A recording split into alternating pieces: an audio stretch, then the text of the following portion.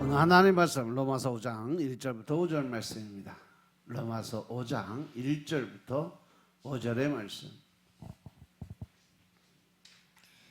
그러므로 우리가 믿음으로 의롭다 하심을 얻었은즉 우리 주 예수 그리스도로 말미암아 하나님으로 더불어 화평을 누리자. 또한 그로 말미암아 우리가 믿음으로 서 있는 이 은혜에 들어감을 얻었으며 하나님의 영광을 바라고 즐거워하느니라. 다만 이뿐 아니라 우리가 환난 중에도 즐거워하나니 이 환난은 인내를, 인내는 연단을, 연단은 소망을 이루는 줄 알미로다. 아멘. 할렐루야. 우리 하나님 참 좋으신 하나님이십니다. 아멘. 이 시간도 하나님의 은혜와 평강이 여러분들과 여러분들 가정과 직장과 사업장 그리고 여러분들 자녀들까지 하나님의 은혜가 흐르고 넘치도록 채워지길 주의 이름으로 축원합니다. 자, 우리 따라합니다. 나는 예수님 안에서 모든 사람들을 이해하고 용서하고 사랑하겠습니다. 자, 우리 선포의 기도 드립니다. 나사렛 예수 이름으로 명하노니 내 안에 가난의 영, 채무의 영은 떠나갈지어다. 내 앞에 하나님의 축복을 가로막는 모든 악한 영들은 속히 떠나갈지어다. 내 죄로 인해서 나를 떠나갔던 모든 영권, 인권, 물권은 속히 회복되어 돌아올지어다. 아멘. 할렐루야. 내 안에 있는 모든 가난의 영, 채무의 영은 다 떠나간 줄로 믿습니다. 내 빛은 다 청산된 줄로 믿습니다. 또한 내 앞에 있는 축복, 하나님의 축복을 가로막는 모든 악한 영들은 다 떠나간 줄로 믿습니다. 내 죄로 인해서 나를 떠나갔던 모든 영권, 인권, 물권이 다 회복되어 돌아온 줄로 믿습니다. 아멘. 자, 이 시간 하나님께 영광을 내드리는 귀한 시간 되시길 주의 이름으로 축원합니다.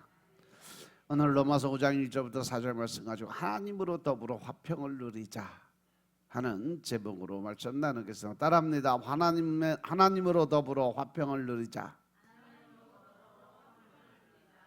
하나님으로 더불어 화평을 누리자. 어느 마을에 두 젊은이가 있었어요. 근데 그 마을 입구에 작은 돌뿌리 하나가 있었는데 이곳에 가다가 한 청년이 돌뿌리에 걸려서 넘어져 버렸어. 그랬더니 에이 재수 더럽게 없네. 그리고 원망 섞인 욕을 하며 지나가요. 그리고 또 다른 한 청년은 같은 장소에서 같은 방법으로 넘어졌음에도 불구하고 그 청년은 나는 이렇게 돌뿌리에 걸려 넘어졌어도 이제 다른 사람들은 넘어지게 하면 안 되겠다 싶었어. 그래서 곡괭이를 가져와서 그 돌뿌리를 다 파내고 깨끗하게 정리해 놓고 길까지 다져 놓고 갔어요. 한 20년이 지난 후에 불평하며 떠났던 한 청년은 그의 인생 가운데 계속 불평하고 원망하고 구차한 삶을 이어가게 되고 돌뿌리를 뽑아서 다른 사람들의 편의를 제공했던 청년은 매사에 긍정적인 생각과 남을 배려하는 마음으로 성공적인 삶을 살아가며 남들이 부러워하는 그러한 지위와 경제를 얻게 됐어요. 이렇게 많은 사람들이 각자 자기의 생각, 자기의 판단, 자기의 결정으로 살아가요. 그래서 같은 장소에서 같은 조건 하에 어려움을 당했어도 우리가 어떻게 생각하고 판단하느냐에 따라서 그 결과는 천지 차이로 바뀔 수밖에 없다는 사실 명심하시기 바랍니다. 아멘. 그러면 그렇게 천지 차이가 난 이유가 뭘까? 바로 돌뿌리라는 팩트를 마주하면서 그들의 생각이 달랐기 때문에 그래요. 한 청년은 그 돌뿌리를 불평의 구실로 삼는 부정적인 생각, 부정적인 그 자기 행동으로 살았기 때문에 결국 실패의 삶을 살게 된 거고, 또 한 청년은 돌뿌리를 보고 남을 배려하고 남에게 나의 수고를 아끼지 않고 헌신하고 투자하는 그러한 삶을 사는 거기 때문에 그것을 발전을 계기로 삼는 창조적인 삶을 살게 됨으로써 그의 삶의 결과는 성공적인 삶을 살 수밖에 없다는 거죠.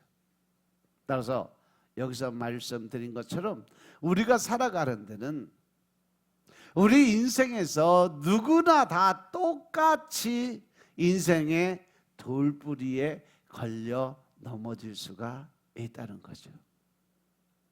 그래서 때로는 그것 때문에 넘어지기도 하고 무릎이 깨지기도 하고 또 손도 까지기도 하고 하지만, 현재 내가 넘어지고 깨지는 현실을 바라보면서 불평과 불만을 갖고 살기보다는 나보다 남을 배려하는 마음을 가지고 나 자신의 삶 속에서 긍정적인 마음을 가지고 삶을 살아간다면 그 사람의 인생은 성공적인 삶을 살 줄로 믿으시기 바랍니다.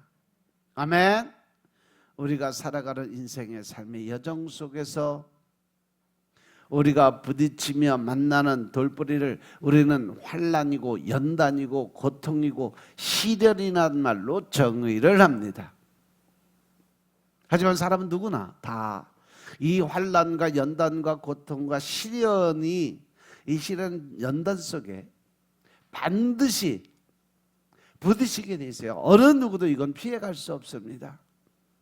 왜냐하면 환난이나 연단이나 시련이나 고통이 없는 사람은 없기 때문에 그래요.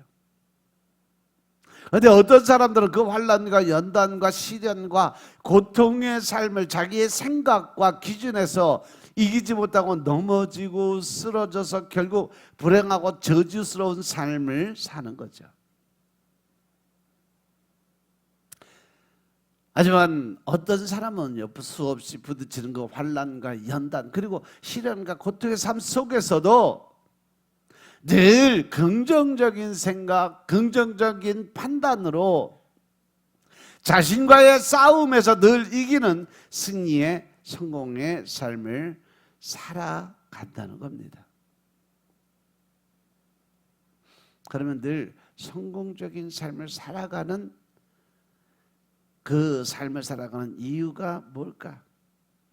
바로 그 사람이 생각하는 긍정적인 생각과 판단이, 환난과 역경을 대하는 자세가, 그 사람이 대하는 삶의 태도가 모든 문제를 해결할 수 있는 힘의 근원이기 때문인 것임을 깨달으시기 바랍니다. 즉 내 앞에 어떤 어려운 문제, 힘든 문제, 연단의 문제가 생겼을 때 내가 이 문제를 가지고 어떻게 생각하고 어떻게 판단하느냐, 이 문제를 내가 해결하고 또 내가 해결 못하고 결정을 어떻게 하느냐, 내가 할 수 없으면 최소한 믿는 사람들은 하나님께 맡길 수 있는 그런 삶을 살아야 된다고 깨달으시기 바랍니다. 우리가 늘 부딪히는 환난과 연단과 시련과 고통 속에서 긍정의 의미를 발견하고 그 환난을 오히려 전진의 계기로 삼는 그러한 사람들은 성공적인 삶을 살게 되지만, 그 환난 속에서 불평과 원망의 삶을 사는 사람들에게는요 밝은 미래가 올 수가 없다는 것입니다. 따라서 우리는 환난이나 연단이나 또 시련이나 고통이라는 그 돌뿌리를 내가 부정하거나 또 회피하려는 소극적인 태도를 가지고 있으면 절대 안 된다는 거죠. 오히려 그 환난을 창조의 발전과 성장의 기회로 만들어야 된다는 사실 명심하시기 바랍니다.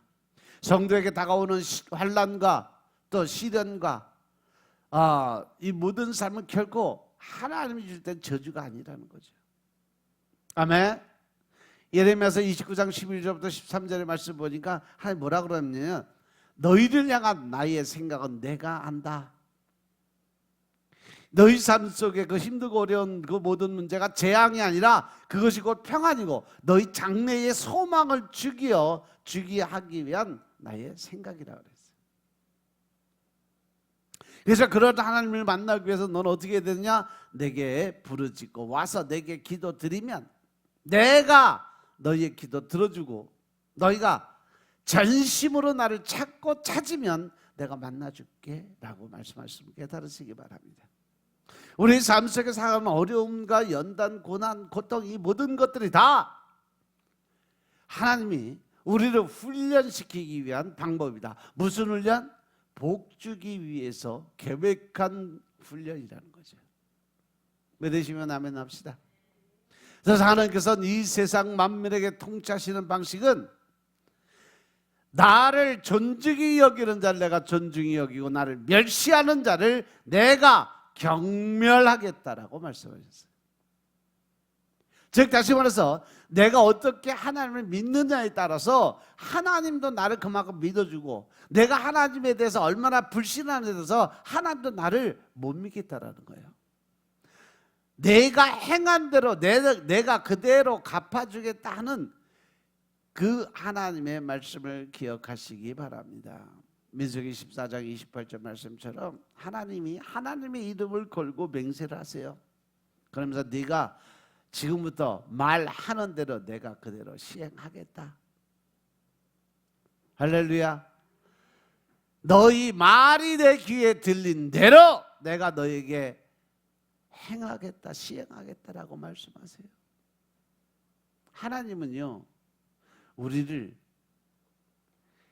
복 주기 위해서 그 복 받는 그릇을 준비시키고 그 준비시키는 과정이 바로 시험과 환난과 연단의 삶인 것임을 믿으시기 바랍니다. 각 사람만이 아니라 국가도 마찬가지로 이렇게 통치하셨음을 성경에서 알 수 있는데 역사는 하나님이 미리 말씀하신 대로 그대로 지금 이루어져 가고 있음을 깨달으시기 바랍니다.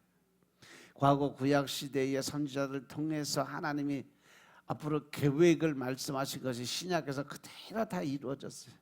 또 예수님께서 앞으로 되어질 일에 대해서 설명한 대로 지금 현실에 그대로 이루어져 가고 있음을 깨달으시기 바랍니다.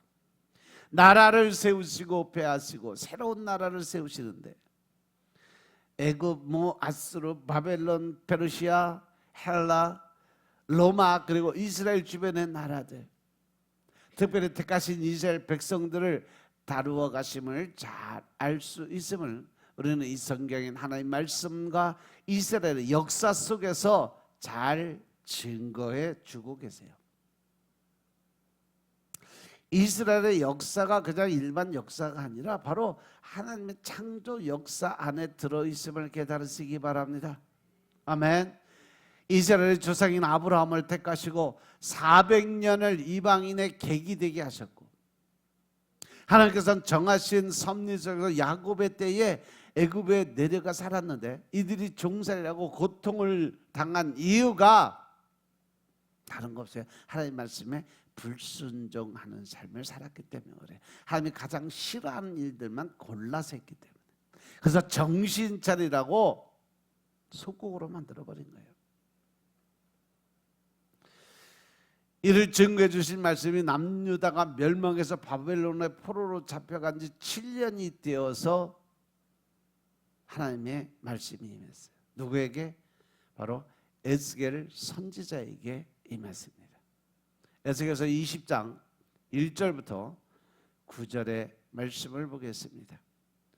에스겔서 20장 1절부터 9절의 말씀입니다.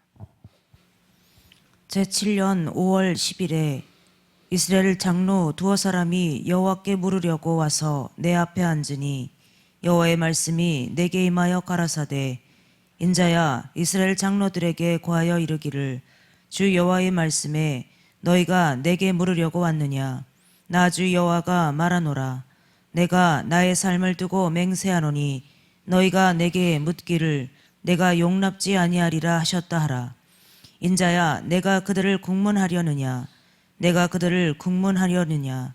너는 그들로 그 열조의 가증한 일을 알게 하여 이르기를 주 여호와의 말씀에 옛날에 내가 이스라엘을 택하고 야곱 집의 후예를 향하여 맹세하고 애굽 땅에서 그들에게 나타나서 맹세하여 이르기를 나는 여호와 너의 하나님이라 하였었노라.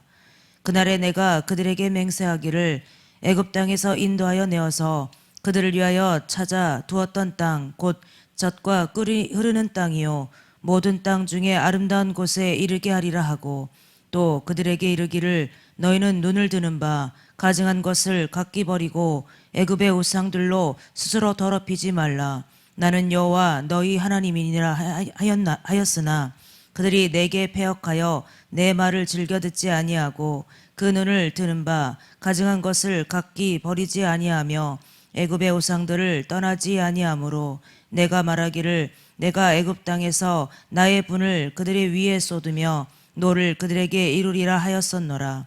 그러나 내가 그들의 거하는 이방인의 목전에서 그들에게 나타나서 그들을 애굽 땅에서 인도하여 내었었나니 이는 내 이름을 위함이라. 내 이름을 그 이방인의 목전에서 더럽히지 않으려 하여 행하였음이로다. 그러므로 아멘. 9절까지.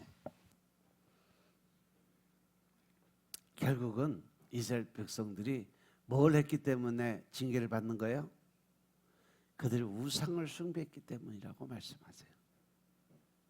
하나님께서 애굽 왕 바로를 통해서 그 마음을 강팍하게 해서 이스라엘로 종살이를 하게 된 이유가 하나님의 첫 번째 계명부터 그랬기 때문에 그래요. 하나님 말씀에 순종하지 않냐고 환경 조건을 따져가며 자기 의를 위해서 살아가는 그 모습 속에서 하나님의 징계가 임하겠다는 거죠. 그럼에도 불구하고 하나님께서 하나님의 이름을 위해서 그리고 이들 조상 아브라함에게 약속하신 것을 이루기 위해서 종살이하는 이스라엘 백성들을 애굽에서 건져내시고 더 나아가서 약속의 땅 가나안으로 인도하시고 그 가나안 땅에 기업을 주셔서 새로운 삶을 살게 만들어 주셨다는 거죠. 이것이 바로 지금 우리들이 살아가는 본질적 모습이 아닐까? 과연 내가 살아가면서 힘들고 어려운 문제가 왜 생겼을까 돌아보면요, 결국 내가 하나님과 대적관계에 있다는 모습이 보여요. 내 삶이 힘들고 어렵고 내 사업이 막히고 또 내가 하는 일이 자꾸 꼬여가는 이유는 내가 하나님과의 관계가 소연해졌기 때문에 그래요. 사업이 안 되고 또 그 하는 일이 자꾸 틀어지고 약속이 되는 것 같은데 또 깨지고 이런 모든 이유가 근본적으로 내가 하나님과 관계가 점점 멀어져 가고 있음을 깨달으시기 바랍니다. 아멘. 아멘. 하나님께서는요 가나안 땅으로 끌어들여서 기업을 주실 때도요 하나님의 방법을 쓰셨어요. 그들이 하나님의 말씀에 순종을 하고 잘 따라오면 기업을 누리면서 행복하게 사는 삶을 허락했어요. 그런데 불순종하고 자기 의를 드러내고 자기 멋대로 살아가면 그 기업을 잃게 되고 이방 땅에서 생명의 보장도 받지 못하고 살 것이란 계시를 주셨어요. 즉 다시 말해서 우리가 하나님의 말씀에 순종하고 잘 따라가면 누림의 축복을 주시지만 만약에 불순종하고 하나님이 명령하신 대로 순종하지 않으면 결국은 돈의 노예가 되고 또 일의 노예가 되고 되는 일이 없고 점점점 어렵고 힘든 피폐한 삶을 살 수밖에 없게 만들었겠다 하는 게 하나님의 방법이에요. 이 모든 말씀은 모세를 통해서 가나안 땅에 들어가기 전에 레위기와 신명기를 통해서 미리 말씀해 주셨음을 깨달으시기 바랍니다. 그런데 이들은 가나안 땅에서 하나님을 버리고 불순종으로 인해서 사사시대에 보면 그 주변 나라 메소포타미아, 모압이나 가나안, 미디안, 블레셋이 침공함으로 93년 동안 지배를 당했어요. 그리고 사사시대 이후 왕국시대에도 마찬가지로 우상을 버리고 하나님께 순종할 때는 평안과 행복한 삶을 주셨는데 온전치는 않았지만 다윗과 솔로몬, 여호사밧 등 몇 명의 왕들이 다스릴 때만 그랬고 대부분 불순종하고 우상을 숭배해서 하나님의 진노를 받았음을 깨달으시기 바랍니다. 그래서 이 민족이 친위과 전쟁과 마지막에는 나라를 잃고 땅도 빼앗기고 백성들은 포로로 잡혀가도록 하셨는데 먼저 북이스라엘은요 주전 722년에 아수르에 멸망당해서 아예 백성들도 살지 못하고 포로로 옮겨져 살았어요. 그리고 150년이 지난 후에 주전 586년에는 남유다도 바벨론에 의해서 결국 멸망당하게 됐죠. 이렇게 이스라엘 역사는요 어느 시대든지 누구에게나 경계와 교훈에 되는 일로 하나님을 존중히 여기는 자와 멸시하는 자에 대한 하나님의 분명한 통치를 동일하게 행하셨음을 깨달으시기 바랍니다.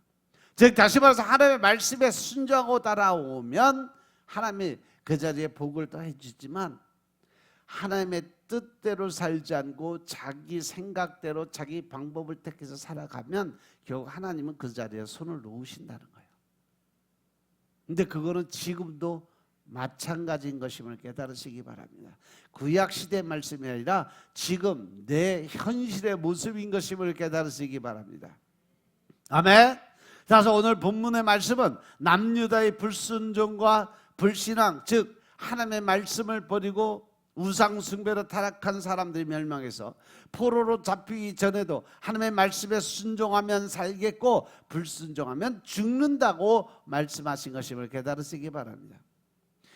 예루살렘 멸망 3년 전에 1차 침공이 있기 전에 예레미야 선지자를 통해서 남유다에 대해서 너희가 70년을 바벨론 왕을 섬기다가 다시 고토로 돌아오도록 하신다고 계시해 주신 말씀이에요.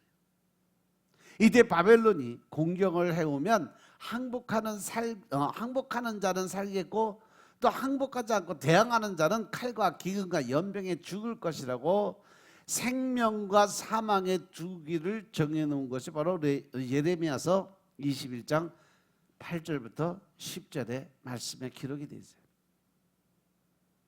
너는 또 모세 또 이 백성에게 여호와께서 이같이 말씀하신다고 이야기하면서 보라 내가 너희 앞에 생명의 길과 사망의 길을 두었노니 이 성에 거주하는 자는 칼과 기근과 연병에 죽으려니와 너희를 애운 갈대아인에게 나가서 항복하는 자는 살리니 그의 생명은 노력한 것 같이 얻으리라.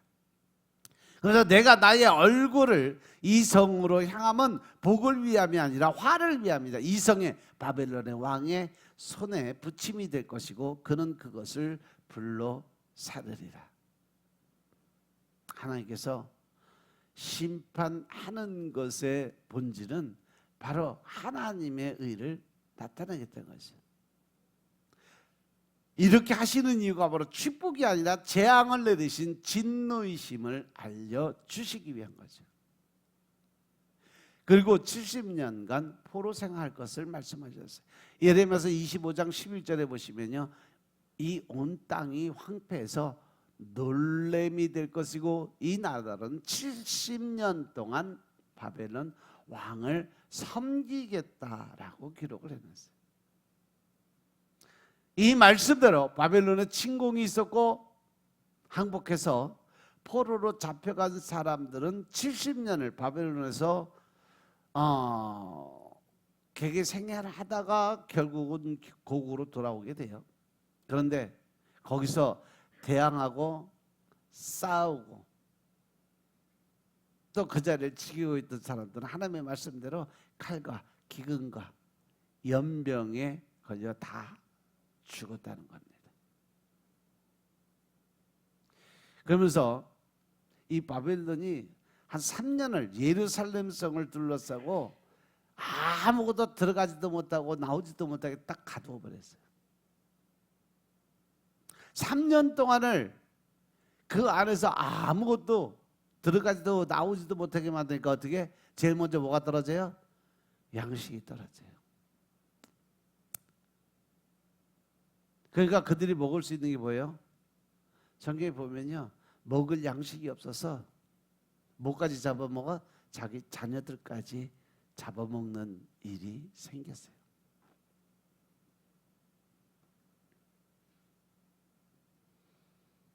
지금 북한의 모습이 그렇다고 그래요. 모든 일은 하나님의 말씀에 순종하지 않은 죄악의 결과인 것임을 깨달으시기 바랍니다.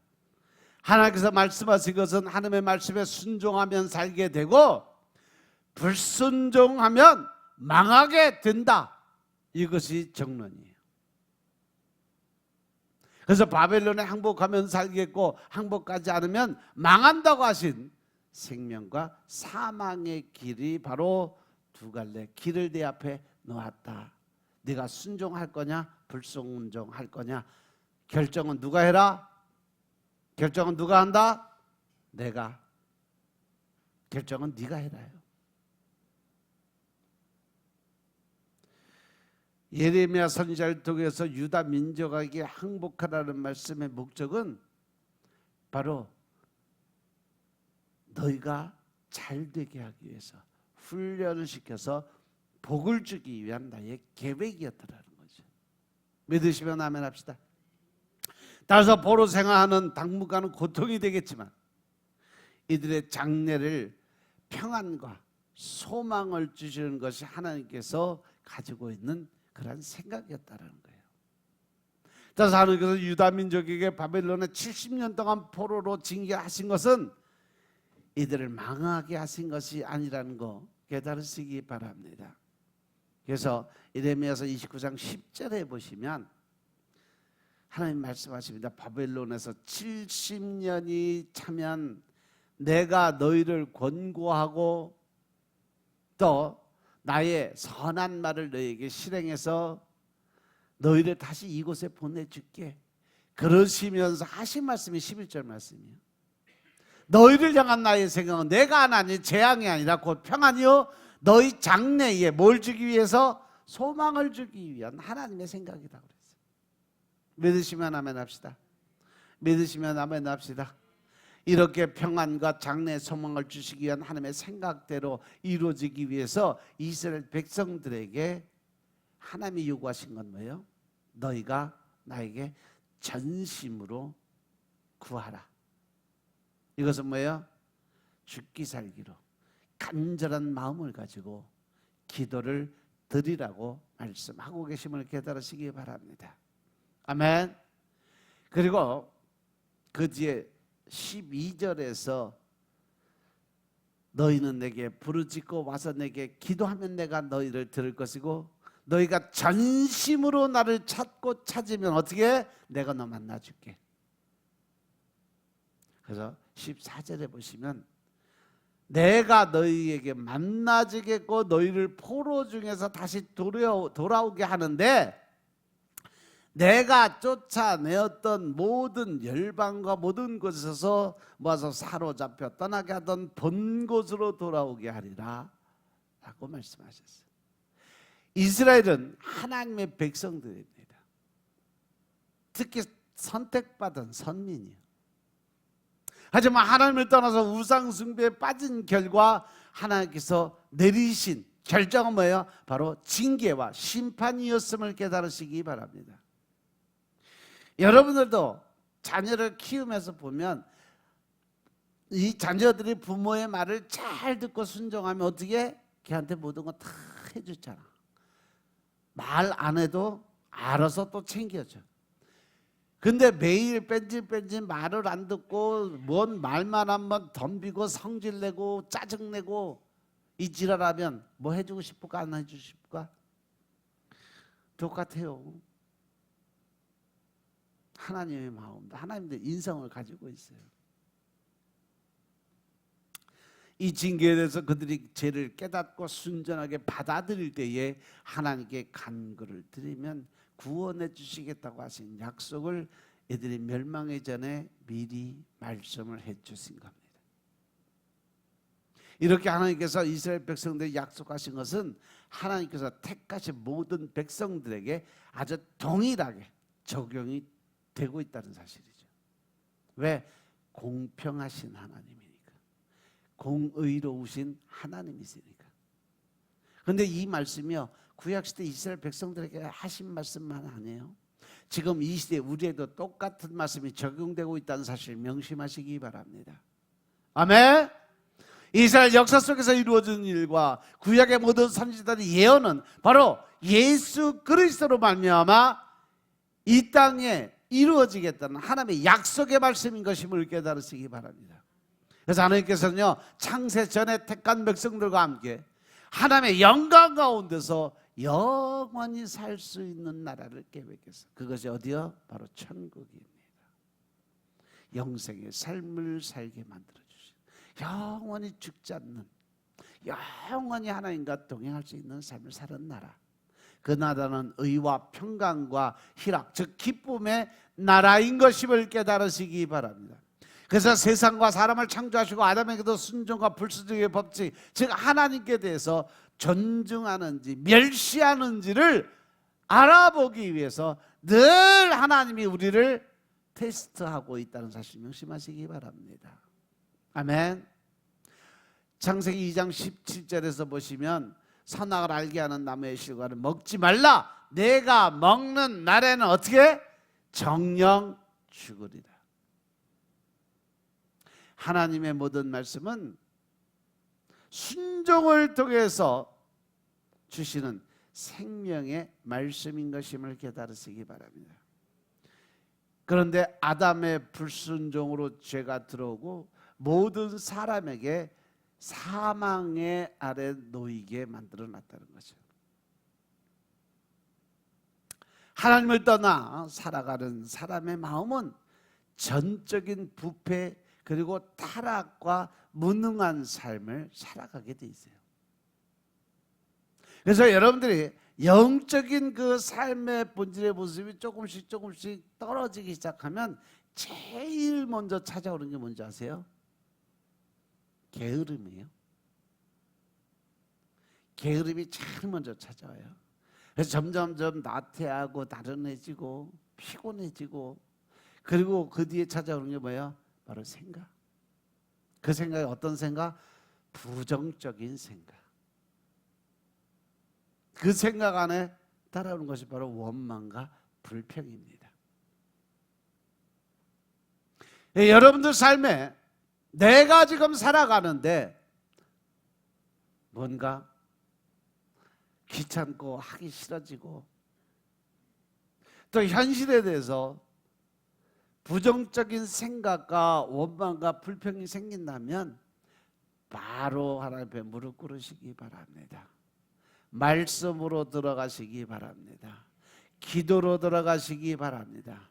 너희가 나를 찾고 찾으면 내가 너를 만나주겠다 약속하신 그 말씀을 붙들고 기도드리시기 바랍니다. 아멘. 하나님께서 예레미야 선지자를 통해서 유다 민족을 정리를 해주시면서 말씀하시면서 이스라엘 모든 사람들의 마음 상태를 뭐라고 했냐면 예레미야서 17장 9절 10절의 말씀입니다. 예레미야서 17장 9절 10절의 말씀. 만물보다 거짓되고 심히 부패한 것은 마음이라. 누가 능히 이를 알리오마는 나 여호와는 심장을 살피며 폐부를 시험하고 각각 그 행위와 그 행실대로 보응하나니. 아멘. 할렐루야. 할렐루야. 만물보다 거짓되고 심히 부패한 게 뭐라고 그랬어요? 사람의 마음이라고 그랬어요. 즉 내가 어떻게 마음을 먹느냐에 따라서 생명의 길로 가느냐 죽음의 길로 가느냐 결정을 내가 하게 돼 있다는 거예요. 내가 어떠한 마음을 먹느냐에 따라서 그 일이, 그 사업이, 그 추진할 모든 것들이 이루어지느냐 못 이루느냐 결정을 누가 한다? 내가 하게 돼 있다는 거예요. 네가 마음 먹은 대로, 네가 말하는 대로. 결국 하나님께서 우리의 마음 안에 어떤 결정을 하느냐에 따라서 일을 행하시겠다는 거예요. 왜냐하면 우리가 말을 한다는 것은 결국 그게 어디서부터 나오는 거예요? 내가 평상시에 마음을 그렇게 먹고 있기 때문에 입으로 나오는 거예요. 하나님 말씀하셨어요. 부정적인 생각을 많이 하고 부정적인 마음을 많이 먹고 있으면 부정적인 언어들이 계속 쏟아지나 안 된다, 못한다, 될 수 없다, 그거 하지 못한다, 이러한 생각들, 이러한 말들이에요. 더 중요한 것, 내 안에서 안 된다, 못 된다 할지라도 내가 입으로 그건 할 수 있다 하면 된다, 해보자. 긍정적인 생각, 긍정적인 말을 하면 내가 말한 대로 시행하겠다고 하신 하나님의 말씀이 역사하심을 깨달으시기 바랍니다. 내가 말한 대로 하나님이 일하시게 된다는 사실 명심하시기 바랍니다. 아멘. 그래서 나 여호와는 심장을 살피고 폐부를 시험하고 각각 그 행위와 행실대로 보응한다 그랬어요. 사람을 만드신 하나님께서 타락한 사람의 마음의 상태를 증거해 주고 계세요. 에덴 동산에서는요, 하나님의 형상대로 사람을 지으시고 하나님이 얼마나 심히 기뻤다. 보통 그냥 다 좋았더라 그랬는데 사람 만들어 놓고 그 앞에 한 따라 더 들어가서 심히 좋았더라. 그런데 그들이 타락한 이후에 거짓되고 부패하였다라고 설명하지. 그 결과 하나님을 떠나서 죄와 사탄과 사망과 율법과 정욕의 종로로 타면서 결국 멸망해 가는 우리들의 모습이 그 안에 들어있었다는 거죠. 하나님께서는 에덴 동산에서 사람을 쫓아내시고 저주받은 땅에 살면서 가시와 엉겅퀴란 고통 속에서 살아가고 더 나아가서 땀을 흘리지 아니하면 결국 너희가 먹고 살지 못할 거다라고 말씀하셨어요. 믿으시면 아멘 합시다. 그런데 하나님께서 생각하시는 우리들의 생각은 그 가운데서 하나님을 구하고 전심으로 하나님께 간절한 기도를 드리게 만드신다는 거죠. 하나님을 찾고 또 찾으면 만나 주겠다라고 하나님을 찾도록 만드신 거죠. 하나님께서는 여자의 후손으로 오시는 예수 그리스도를 통한 구속을 계획하시고 그리스도께서 오시기까지 선지자를 통해서 어느 날 어느 시대에 어디로 오시고 어떠한 일을 하실 것을 예수님이 오시기 700년 전에 정확하게 기록해 놓은 것이 이사야서 53장 말씀이에요. 이사야 선지자를 통해서. 더 이전에 다니엘서를 통해서도 하나님은 계속 말씀을 주셨어요. 예수 그리스도를 통한 구속은 생명을 속이기 위한 유일한 방법. 그 방법이 바로 죄를 몸으로 갚는 건데 아무도 생명을 위한 구속할 사람이 없기 때문에 하나님께서는 친히 육신의 장막, 육신의 옷을 입고 이 땅에 그 죄사함을 위해서 죄 없는 예수 그리스도의 모습으로 이 땅에 오셨음을 깨달으시기 바랍니다. 그래서 죄를 갚는 속죄 제물과 하나님과 화목하게 되는 화목의 제물로 오셔서 죄를 갚으시고 하나님과 화목하게 만들어 놓으신 것입니다. 그래서 욥기서 22장 21절의 말씀처럼 올해 우리 하나님이 우리에게 주신 말씀이에요. 너는 하나님과 화목하고 평안하라. 그리하면 복이 내게 임하니라. 할렐루야. 올해 대전 세임교회 주신 말씀은 바로 하나님과 좀 친해지는 삶을 살아라. 그러면 우리가 하나님과 친할 수 있는 방법이 뭐예요? 친할 수 있는 방법이 뭐예요? 여러분들 맨날 하는 거예요. 매일 말씀 먹고 그 말씀 붙들고 기도드리면 하나님이 제일 친할 수 있는 방법이요. 믿으시면 아멘 합시다. 믿으시면 아멘 합시다. 말씀 읽고 기도드리는데 찔려갖고 지금 대답 못하고 있는 거지.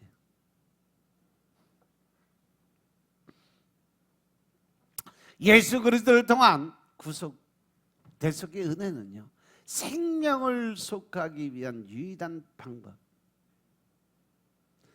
그 유일한 방법이 바로 죄를 몸으로 갚는 것인데, 아무도 생명을 위한 구속할 사람이 없기 때문에 하나님께서 직접 오신 거예요.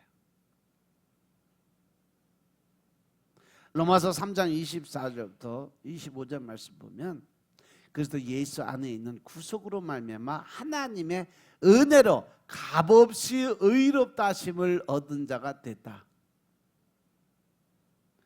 이 예수를 하나님의 그의 피로 인해서 믿음으로 말미암아 화목 제물로 주셨으니까, 이는 하나님께서 길이 참으시는 중에 전에 지은 죄를 간과하심으로 자기의 의로우심을 나타내려 하심이니라. 형원이 뭐 하고 있냐? 무슨 생각하고 있는 거야? 이 일은 하나님께서 행하신 일이에요. 또 고린도후서 5장 18절부터 20절의 말씀 보시겠습니다. 고린도후서 5장 18절부터 20절의 말씀을 보시면, 읽어. 다들 이렇게 정신이 맹하게 나가 있냐?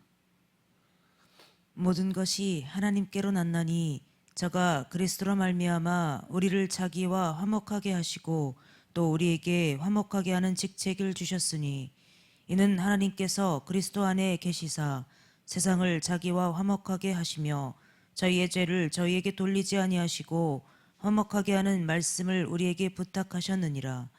이러므로 우리가 그리스도를 대신하여 사신이 되어 하나님이 우리로 너희를 권면하시는 것 같이 그리스도를 대신하여 간구하노니 너희는 하나님과 화목하라. 할렐루야, 할렐루야. 우리가 하나님의 그 모든 것을 얻고 누릴 수 있는 조건이 바로 뭐예요? 하나님과 화목하는 일이에요. 하나님께서는 그리스도 안에서 세상과 화목하게 하시려고 사람들의 죄를 사람에게 돌리지 않으셨어요. 이것이 바로 뭐예요? 복음이라는 거예요. 그래서 대신 예수님께서 짊어지고 가신 겁니다. 그래서 예수 그리스도로 말미암아 이루신 복음을 온 세상에 선포하시고, 복음을 믿는 자는 정죄하지 아니하고 심판하지 않겠다 약속하셨음을 믿으시기 바랍니다. 그런데 복음을 복종하지 않는 자들은 영원한 형벌에 처하신다라고 말씀하셨음을 깨달으시기 바랍니다. 그렇기 때문에 예수님께서 그리스도심을 믿는 것과 믿지 않는 것이 생명을 얻느냐 아니면 사망의 권세로 들어가느냐, 두 가지 길을 정하신 거예요.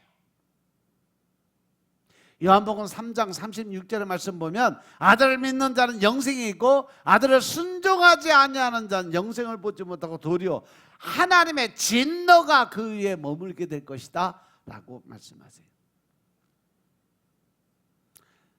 우리가 예수 그리스도를 믿느냐 안 믿느냐의 결정이 천국과 지옥을 결정한다는 것을 성경에 수도 없이 말씀으로 기록해 놨음을 깨달으시기 바랍니다. 바로 여기서 아들은 하나님의 독생자 예수 그리스도를 믿느냐 못 믿느냐. 예수님께서 이 세상에 오신 것은 세상을 심판하러 오는 것이 아니라 믿고 영생을 얻도록, 하늘나라의 백성이 되도록 그들을 바꾸기 위해서 이 땅에 오셨다는 거죠. 이것이 바로 하나님께서 베푸신 은총이요 은혜인 것임을 깨달으시기 바랍니다. 이를 보증하고 확증하여 믿도록 해주기 위해서 하나님께서는 이 땅에 누굴 보내주셨어요? 성령 하나님을 보내주셨음을 믿으시기 바랍니다. 성령님께서는 택하신 백성들 마음에 오셔서 생명을 주시고 믿음을 주시는 분이세요. 근데 그 믿음은 어디서 나와? 믿음은 들음에서 나고, 들음은 그리스도의 뭘로? 말씀으로 말미암아 오게 돼 있다라고 말씀하셨어요. 그러면 여러분들이 다른 사람들에게 믿음을 전하기 위해서는 먼저 해야 될 것이 뭐예요? 하나님의 말씀을 알아야 돼요. 그 말씀을 알고 깨달았으면 어떻게 나가서 전해야죠. 그래야 그것이 믿음의 생성이 될 수 있는 거예요. 그것이 복음 전도의 사명인 것임을 깨달으시기 바랍니다. 성경을 통해 증거되는 그리스도의 말씀이 믿는 자들의 마음에 믿어지도록 일하시는 분이 바로 성령님이신 것임을 깨달으시기 바랍니다. 따라서 여러분들은 좀 더 깊은 말씀 안에 들어가고 매일매일 하나님의 말씀을 붙들고 기도 드림으로 인해서 성령의 세례를 받아야 돼요. 아멘.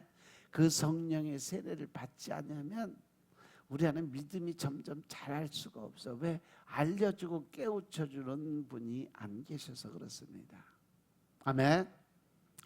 따라서 성령으로 거듭나게 되는 사람은요, 성령을 선물로 받는 사람들, 즉 성령 세례를 받은 사람들. 그러면 누가 성령을 받게 되는가에 대해서도 설명을 해야지. 그래서 예수님께서 뭐라고 했냐면 누가복음 11장 9절부터 13절의 말씀 보겠습니다. 누가복음 11장 9절부터 13절의 말씀. 내가 또 너희에게 이르노니 구하라 그러면 너희에게 주실 것이요 찾으라 그러면 찾을 것이요 문을 두드리라 그러면 너희에게 열릴 것이니 구하는 이마다 받을 것이요 찾는 이가 찾을 것이요 두드리는 이에게 열릴 것이니라. 너희 중에 아비된 자 누가 아들이 생선을 달라 하면 생선 대신에 뱀을 주며 알을 달라 하면 전갈을 주겠느냐. 너희가 악할지라도 좋은 것을 자식에게 줄 줄 알거든 하물며 너희 천부께서 구하는 자에게 성령을 주시지 않겠느냐 하시니라. 할렐루야. 성령 세례, 성령을 받는 방법에 대해 아주 자세하게 설명해 놓은 것이 바로 누가복음 11장 말씀이에요. 우리가 성령 하나님과 친해지기 위해서는 어떻게 해야 된다 그랬어요? 네? 열심히 구하고 찾고 문을 두드려야 된다. 무엇으로? 기도로. 늘 쉬지 않고 드리는 기도의 제목이 바로 여러분들의 모습인 것임을 깨달으시기 바랍니다. 성령을 선물로 받은 사람은 성경의 모든 말씀이 믿어지는 거예요.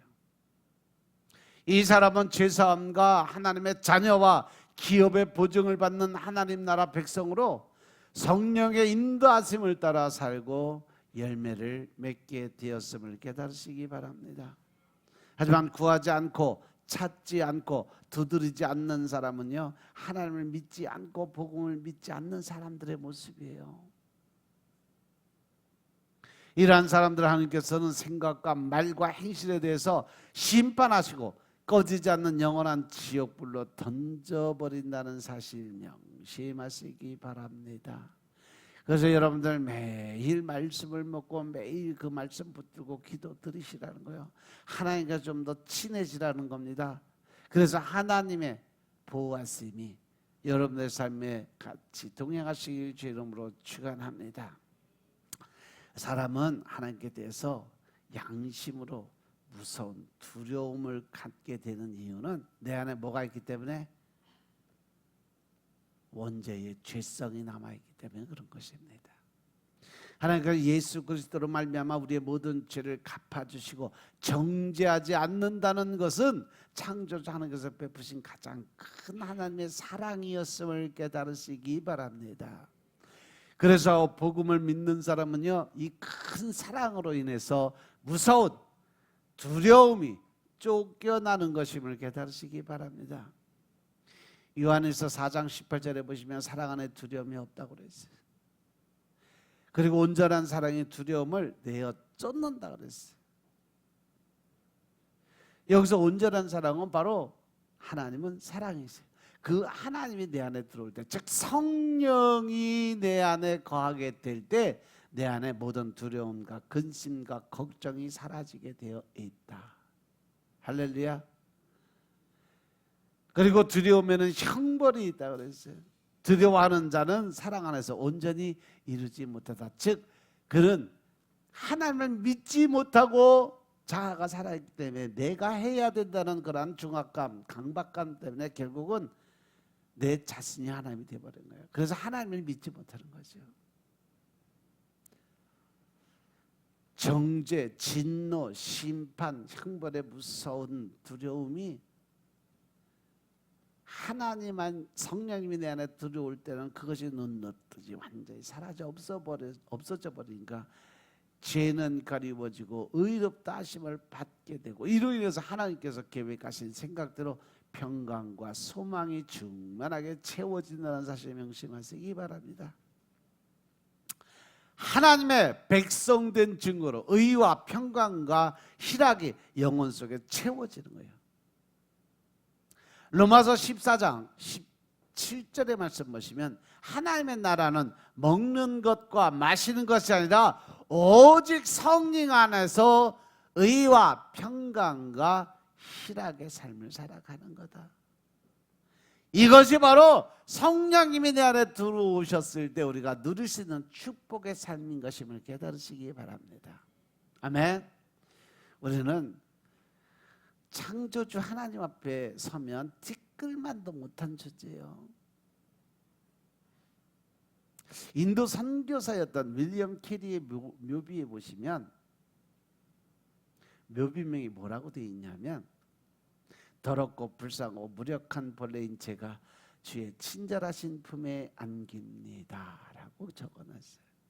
그가 자신이 너무 낮고 처단 모습의 삶을 살았다. 하나님의 은혜에 비하면 자기 삶이 너무 추하고 더러운 삶을 살았다.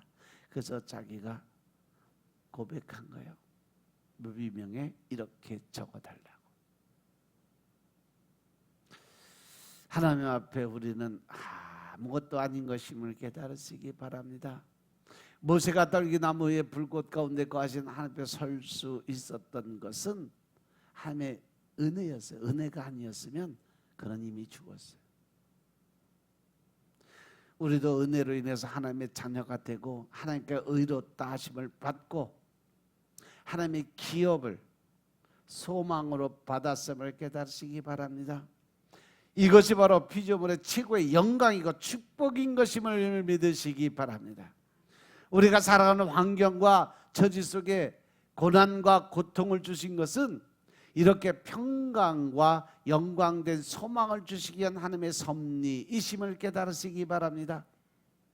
히스기야 왕에게 죽음의 선고가 있었지만 하나님께서 그의 간구를 들으셨어요. 그래서 생명을 연장시켜 주시자 이렇게 간구했어요. 이사야서 38장 17절의 말씀입니다. 보소서, 내게 큰 고통을 더하신 것은 내게 평안을 주려 하심이니라. 할렐루야, 할렐루야. 내가 이렇게 연단 고난 속에 들어온 것은 하나님이 내게 주시려는 축복의 통로가 열린다는 것을 믿는다라는 거예요. 주께서 나의 영혼을 사랑하사 멸망의 구덩이에서 건지셨고, 할렐루야. 즉 내가 잘못된 길을 걸어가니까 그것을 돌이키기 위해서 다시 하나님의 백성으로 삼아주기 위해서 주시는 연단이라고 히스기야 왕은 고백을 하는 거예요. 나의 모든 죄는 주의 등 뒤에 던지셨나이다. 회개하고 돌아오니까 어떻게 하나님께서 아예 죄를 생각지도 않고 기억지도 않고 아예 뒤로 벌어버렸다는 거예요. 믿으시면 아멘 합시다. 히스기야에게 고통을 주신 것은 평안을 주려 하심이라고 찬양을 드리게 만들어 주셨다는 거죠. 이것도 마음 안에 하나님의 영이 임했을 때 얘기요. 하나님의 영이 임해서 성령님이 깨우쳐주고 알게 해주셔야 우리가 알 수 있는 부분이에요. 그런데 그 성령님이 아니고 내 안에 자아만 꽉 차 있어서 내 생각대로 가면 늘 내 안에 뭐만 남아? 원망과 불평만 남아요. 안 된다, 못한다, 이러한 부정적인 생각으로 결국은 하나님과 점점점 멀어지게 돼 있어요. 근데 성령님이 내 안에 들어오셔서 그런 건 이런 거야. 넌 이것 때문에 이렇게 징계받고 이런 문제가 생긴 거야. 그러니까 너는 어떻게 또 찾고 찾아라. 두드리고 구하고 두드리고 문을 열어라. 그게 하나님의 방법이었음을 깨달으시기 바랍니다. 히스기야는요, 자신의 영혼을 건져주고 죄를 그 주님의 등 뒤로 던져주신 것에 대해서 하나님께 찬양을 드리고 영광을 올려드리는 삶으로 바뀌었다는 거죠. 우리에게도 매일매일의 삶 속에서 생각과 말과 행동으로 짓는 무수한 죄악들에 대해서 주님께서 단번에 갚아주시고 다시는 내가 해적 깊은 곳에 묻어두겠다, 다시는 기억하지도 않겠다, 이렇게 말씀하셨음을 깨달으시기 바랍니다. 그래서 성령님께서는 예수 그리스도께서 이루신 복음을 평안을 주시는 그러한 복음으로 우리에게 전해주고 계심을 깨달으시기 바랍니다. 성령 안에서 의와 평안과 희락은요, 바로 예수 그리스도로 말미암는 것임을 깨달으시기 바랍니다. 요한복음 14장 27절의 말씀 보면 평안을 너에게 끼치르니 곧 나의 평안을 너에게 주노라. 내가 너희에게 주는 것은 세상에 주는 것과 같지 아니하니 너는 마음에 근심도 말고 두려워하지도 말라. 할렐루야, 할렐루야. 여러분들의 삶의 모든 것은 하나님이 이미 정해놓고 하나님이 이미 계획 안에 들어있으니까 네가 걱정할 일이 있다 없다? 없다. 왜? 여러분들이 아무리 근심하고 걱정해봐야 해결될 거 아무것도 없어요. 그냥 그 모든 일들은 하나님이 나를 깨우치기 위해서, 나에게 새로운 길을 열어주기 위해서, 나에게 복 주시기 위해서 계획하신 일이 이루어지고 있구나 깨달으시고 하나님의 뜻을 구하는 기도드리시기 바랍니다. 반드시 하나님께서 응답하신다는 거 명심하시기 바랍니다.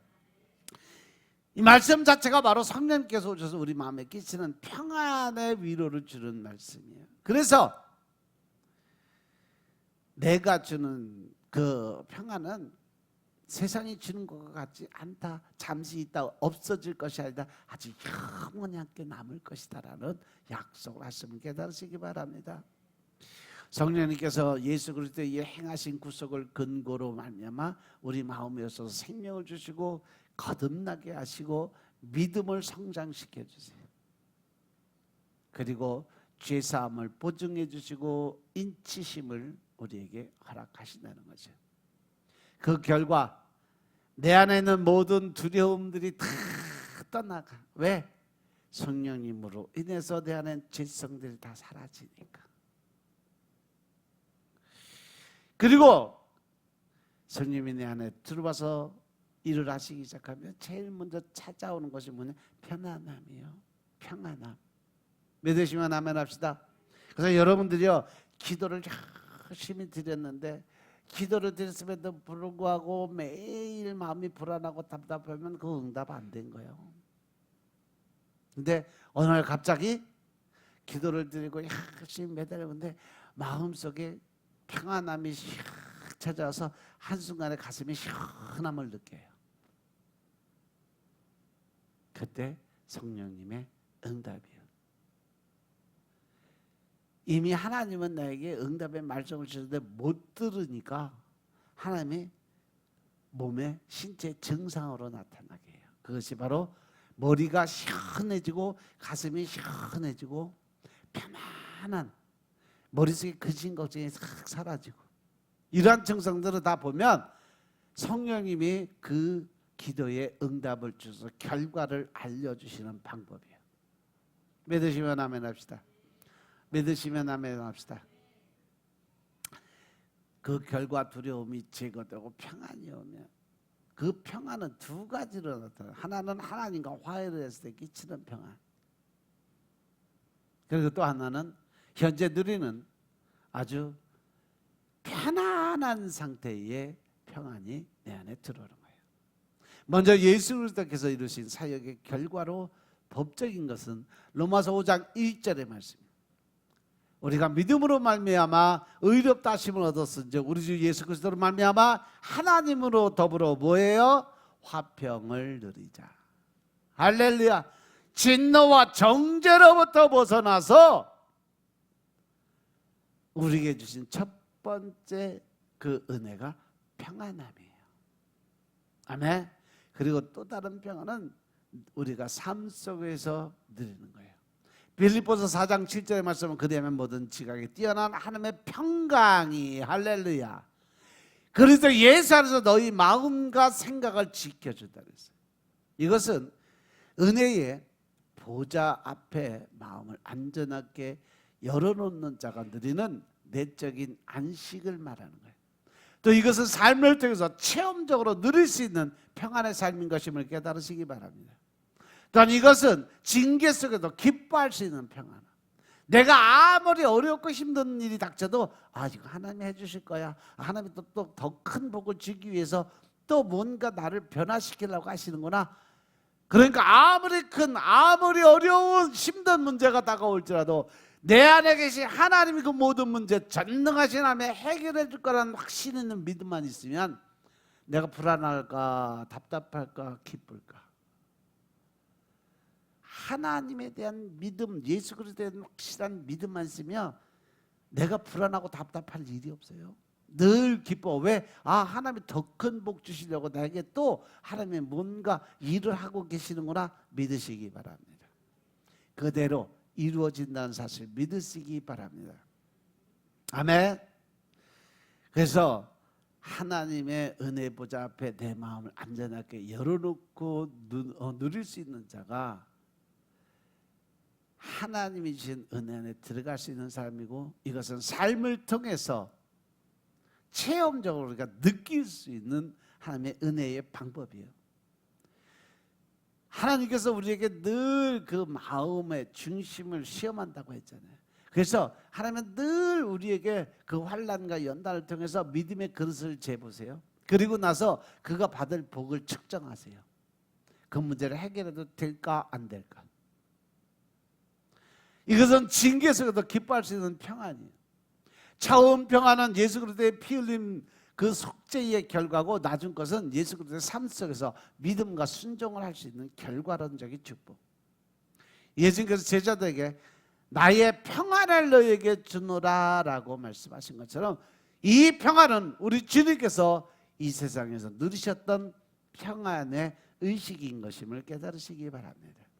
주님께서 환경으로 동요를 일으키지 않고 아버지의 뜻을 결코 거역하지 않음으로 인해서 항상 하나님과 지극히 완전한 교제를 누리는 평안의 모습이 바로 예수님이 우리에게 주시는 평안인 것임을 깨달으시기 바랍니다. 그래서 예수님도 보면 이 땅에서 사역하실 때 늘 어떤 일이 있든지 일이 생기면 뭐부터 해요? 기도부터 드렸어요. 하나님과 교제를 먼저 했다고.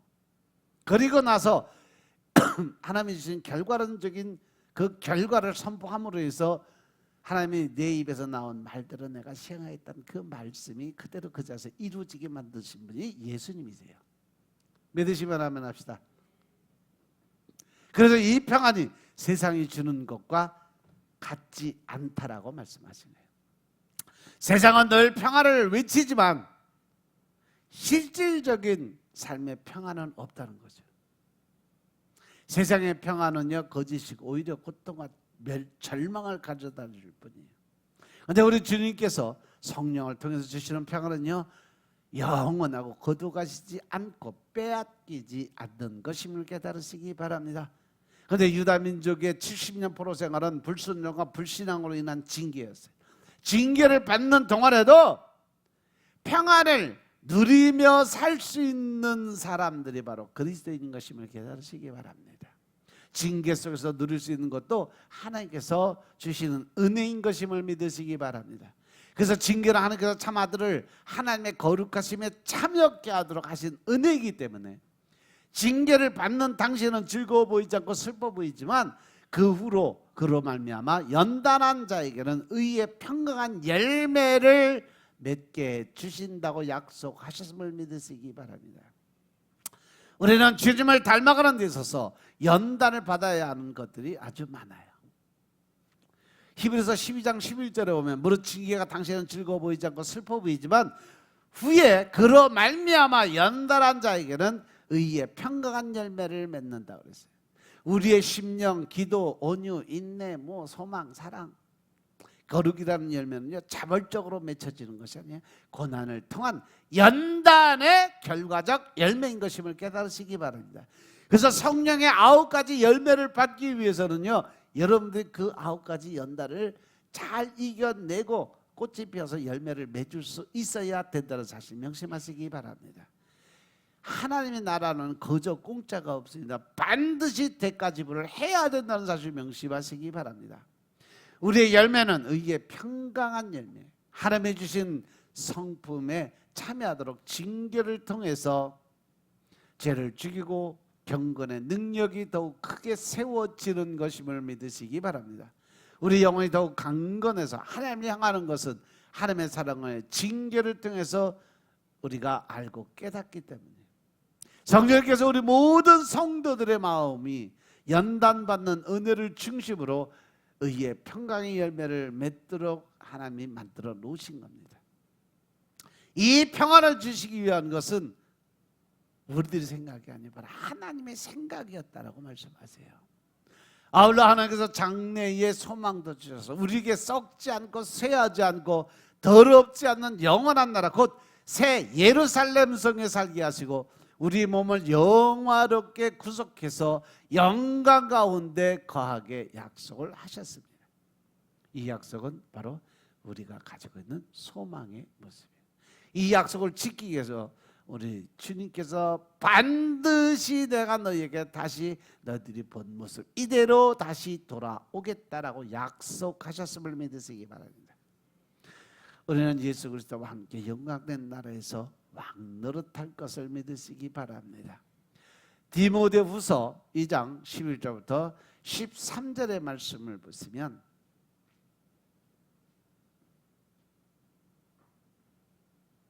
빨리 읽어. 뭐 하고 있어?